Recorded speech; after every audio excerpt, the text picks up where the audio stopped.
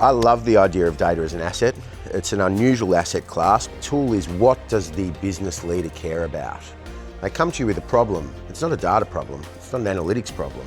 It's something that's personally keeping them up at night, losing customers, unsure how to price a new product, unsure how to enter or defend a new market. The idea that data is part of that solution was once novel and now taken for granted. But the focus shouldn't be on the data or the analytical technique. The focus has got to be on, here is how we're going to save those customers. Here's the uplift in your marketing spend. Here's the increase in efficiency in your supply chain. So the tool is ensuring that your use of data and analytics addresses their business problem in a financial or other meaningful way.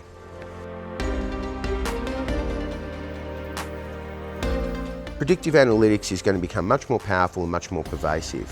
But on the other side of the coin, it's going to become a lot less transparent, a lot harder to govern, a lot harder to ensure it's unbiased and that it's secure and in fact ethical. So whilst the next wave of predictive analytics is going to bring much more rapid value to business problems where we're asking questions about what's likely to happen, it's also going to bring with it a greater requirement to ensure it is appropriately governed, unbiased, transparent and explainable, robust and secure, and ethically and legally in line with the jurisdictions you operate in.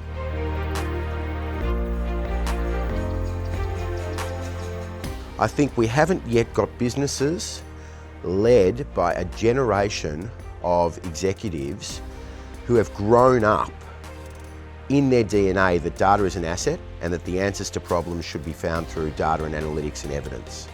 I think when our companies are led by executives that this is just in their DNA, they've never done it any differently, will we see a much greater increase in the use of these technologies. Then we're going to see not just pure play digital companies, but all companies just being led by evidence, led by data, led by analytics, led by AI.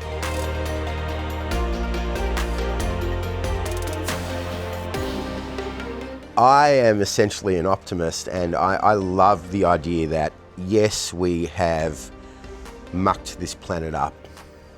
Yes, we have been so successful as a species that there's overpopulation and poverty. But I think the exponential nature of these technologies, the increase in computing power and AI, means we're very rapidly going to have individual, zero-cost medicine. No more cancer, no more poverty, no more hunger, no more pollution. I honestly think these technologies will be the saving grace and herald in the new golden era for the species and the planet.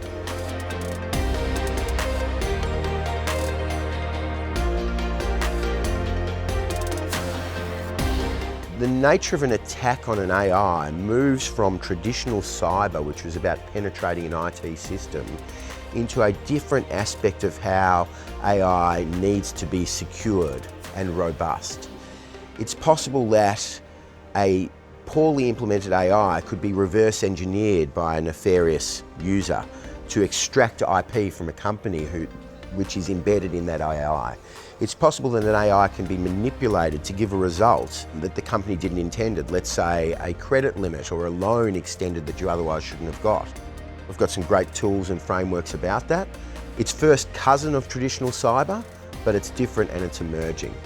IoT, on the other hand, as a series of connected devices that are very rapidly connecting and storing and communicating data, definitely need to be hardened with traditional cyber approaches. The challenge is going to be keeping now not 100 computers up to date, but 100,000 microcomputers up to date.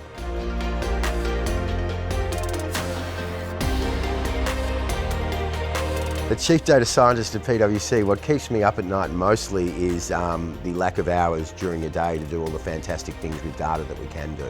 The challenge at a company as large as PwC, several 100,000 employees around the world, is ensuring that we have a common approach to embedding data, analytics, evidence, AI, emerging technologies in everything we do. How do we consistently raise the bar whilst mitigating the emerging risks?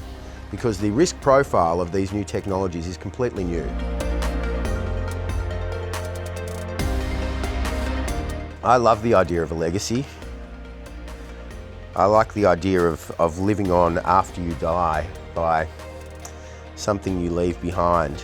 The legacy I would love to leave is using the new emerging distributed ledger technologies, blockchains for irrefutable evidence, together with an open protocol for describing something has happened, so that everyone benefits, whether it's the end consumer knowing it's a real good, a reliable foodstuff they can feed their child, through to a logistics provider knowing that they're the most efficient in their supply chain. I think that idea of a protocol that everyone can adhere to and contribute to what would ultimately be the world's biggest data store would be a fantastic legacy to leave.